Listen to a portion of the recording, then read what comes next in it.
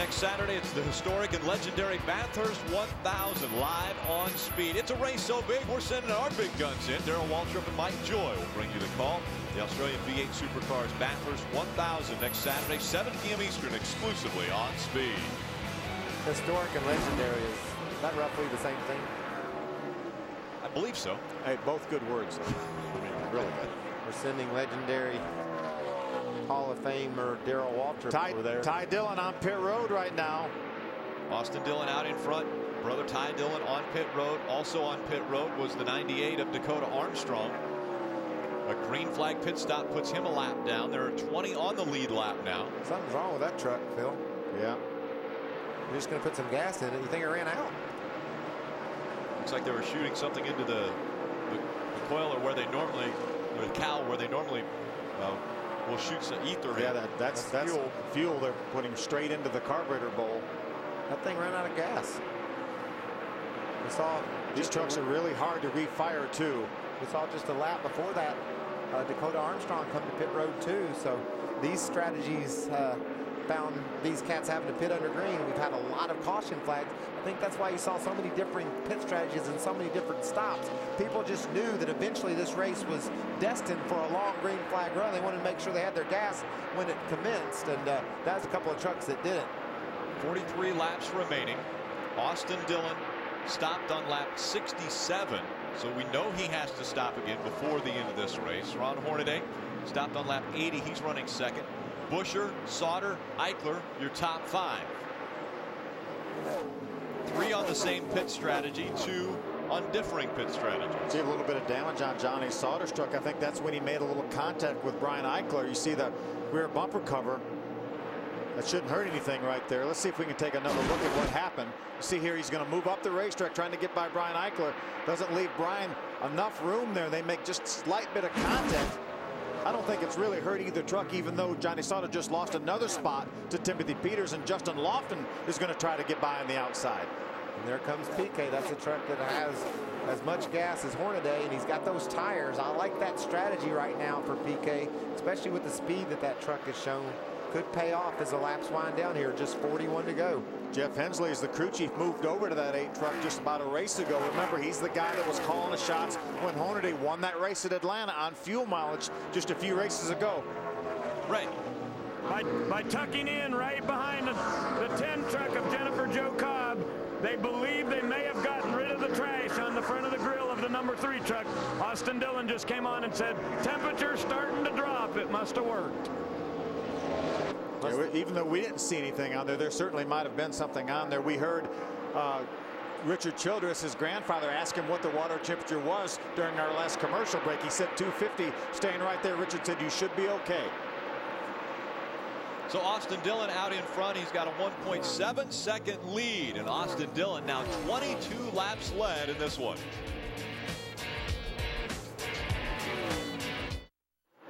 Be a part of the chase with Speed Fantasy Racing on Fox. Manage your team of 5 drivers and compete against your friends for the ultimate bragging rights. Play Speed Fantasy Racing all chase long.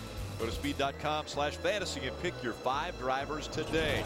Drivers making green flag pit stops, and we've just seen Johnny Sauter make his 2nd stop during this green flag run. Let's go down for Hermich. Yeah, Rick, he came down to pit road and got 2 right side tires, and he tried to fix a little bit of the damage on the rear of this truck. Then when he got back on the racetrack, he got the bad news. Too fast entering, too fast exiting. Had to come back in for a pass through. It gets worse for Johnny Sauter. You guys, I'm just not sure why they took the time to repair the damage to that right rear corner. I don't think it was affecting anything. It took, watched it on that first pit stop. It took several extra seconds to repair that damage. And they didn't do a very good job of repairing it. It was still damaged. Yeah, they actually didn't even repair it. They spent 6 or 7 seconds trying to repair it. So Johnny Sauter trying to win a championship this year, now 2 laps down to the field. But again, everyone in front of, well, everyone with the exception of 5 trucks in front of him will have to come to pit road before the end of this race. We're hearing our first, these are our first green flag pit stops. We saw Johnny Sauter too fast on pit road, as was the 17 of Timothy Peters. We're getting a report as well. So these guys have got to be a little bit conservative. If I'm a crew chief for spotters, I'd say, look, they're busting people. Back it down a couple hundred for me just to be safe on this green flag pit stop. NASCAR will allow these teams 5 extra miles an hour. I'm like you, Michael. I'm gonna say, let's don't push the envelope here. We got to make sure we don't have to come back in. Here comes Timothy Peters to serve his penalty of a pass-through. So Timothy Peters was 17th, just 1 lap down. He will now go 2 laps down as he's serving this penalty. Ty Dillon 2 laps down. Dakota Armstrong's 2 laps down. Johnny Sauter just got passed by Austin Dillon. That put him 3 laps down now. You see Johnny right behind Austin Dillon in that silver truck. Second place, Ron Hornaday. There he is in between the 98 and 92. Clay Rogers there in the 92. He's up to the 13th spot. Solid run for Clay tonight. Race leader coming to pit road. Austin Dillon will relinquish the lead. Hornaday now your race leader as he crosses the stripe in front of him. Dillon coming to pit road for his final stop. And Rick, Andy Houston came on the radio and said, be very conservative on your trip down pit road. NASCAR has busted a lot of drivers. He said, we've got the best truck here, so you don't need to do any speeding. He comes in.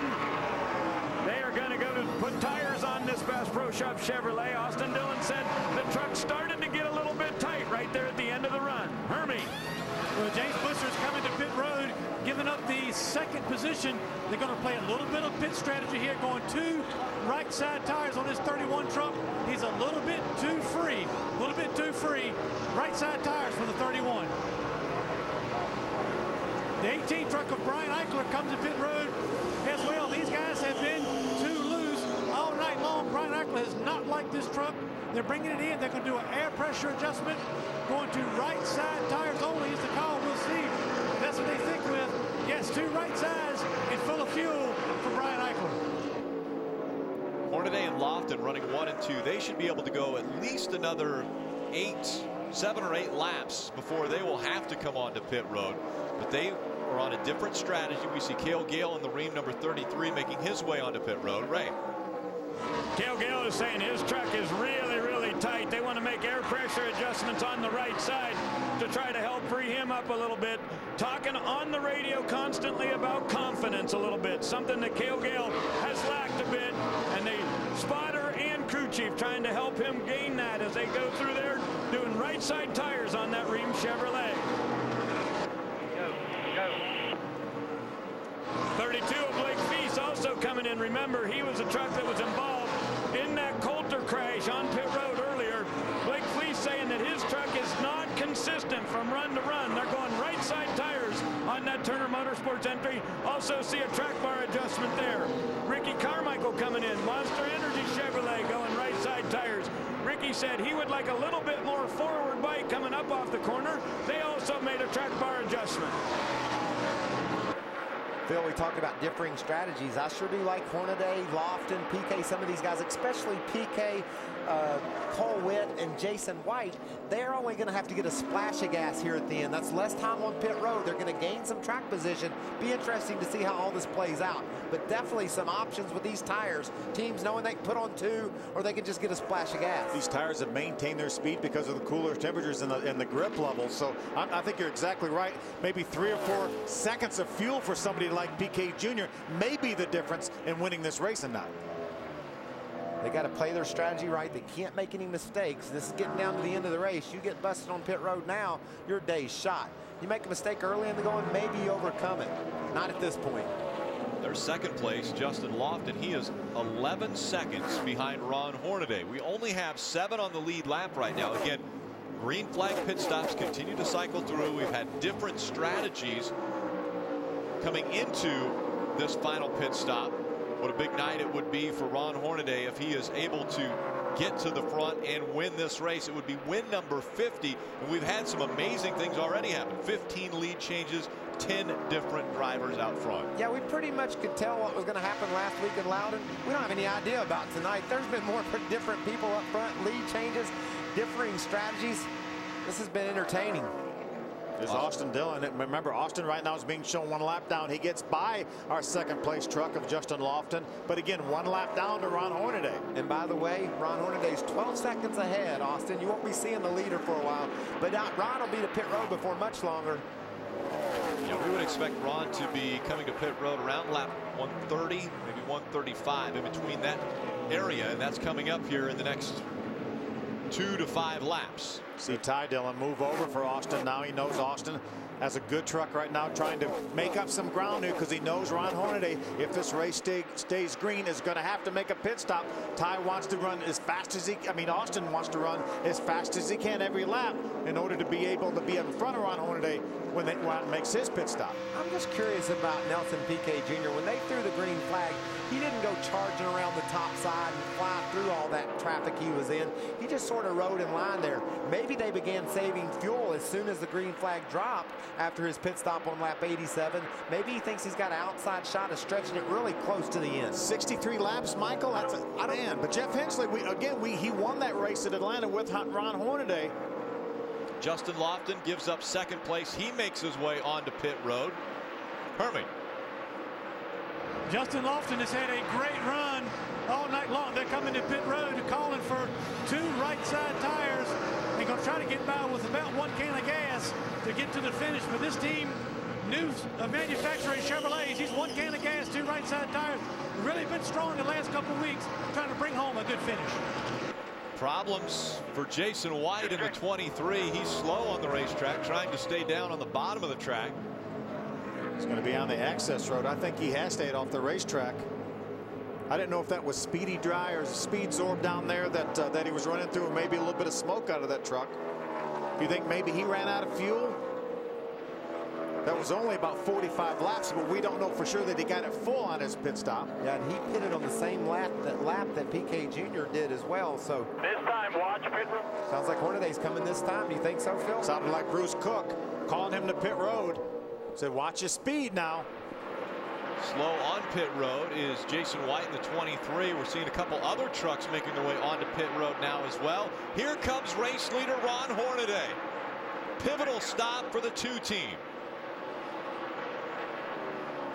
They're going to go up on air pressure, Rick, on the right front for Ron Hornaday. Plus 1 pound. That's his adjustment. Remember, when you look at the stats, his last 2 races here, he finished 27th and 29th. They believe tonight might be win number 50 for Hornaday. Right side tires only going to give it just a little bit of gas. This pit stop will happen on lap 133. Tires away. Hornaday back to the racetrack. All the way. So quick stop for Ron Hornaday, making his way back out onto the racetrack. Nelson Piquet Jr. out in front of the field now. He came onto pit road on lap 87.